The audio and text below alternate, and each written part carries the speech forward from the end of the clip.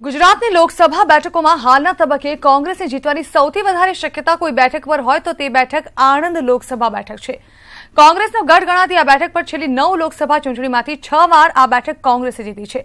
અહીંથી એક તરફ કોંગ્રેસના ઉમેદવાર ભરતસિંહ સોલંકીની પ્રતિષ્ઠા દાવ પર લાગી છે તો બીજી તરફ ભાજપે આ બેઠક પર વર્તમાન સાંસદ દિલીપ પટેલનું પત્તું કાપી નવા ચહેરા પર દાવ રમ્યો છે।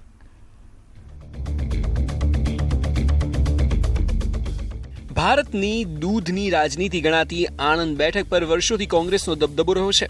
ચરોતરમાં પાટીદારોનું પ્રભુત્વ છે અને કોંગ્રેસની આ પરંપરાગત બેઠક માનવામાં આવે છે।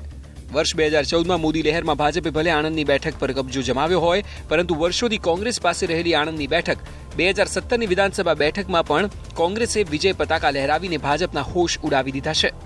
પહેલા વાત કરીએ આણંદ બેઠકના કોંગ્રેસના ઉમેદવાર ભરતસિંહ સોલંકીની, તો તેઓ રાજ્યના પૂર્વ મુખ્યમંત્રી માધવસિંહના પુત્ર છે। ભરતસિંહે વર્ષ 2004 અને 9માં આ બેઠક સરળતાથી જીતી હતી। તેઓ યુપીએ સરકારમાં કેન્દ્રીય પ્રધાન પણ બન્યા હતા। જો કે 2014માં નરેન્દ્ર મોદીની લહેરને કારણે ભરતસિંહને પણ હારનો સામનો કરવો પડ્યો, પરંતુ 2017ની વિધાનસભા ચૂંટણીના પરિણામોએ સાબિત કર્યું કે આ વિસ્તારમાં કોંગ્રેસ પાછી બેઠી થઈ ગઈ છે અને ફરી પોતાનું વર્ચસ્વ જમાવી દીધું છે। હવે વાત કરીએ ભાજપના ઉમેદવારની, તો આણંદ લોકસભા બેઠક માટે ભાજપે વર્તમાન સાંસદ દિલીપ પટેલને કાપીને તેમના સ્થાને મિતેશ પટેલ નામના નવા ચહેરા પર નસીબ અજમાવ્યું છે।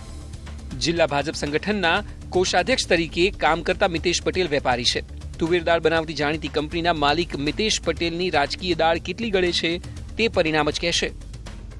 2014માં બી આ જ ઉમેદવાર હતા અને 2014માં બી અમે સારામાં સારા વોટથી જીત્યા હતા। 2019માં આ જ ઉમેદવાર છે। અમે સક્ષમ કે એવું ગણતા નથી।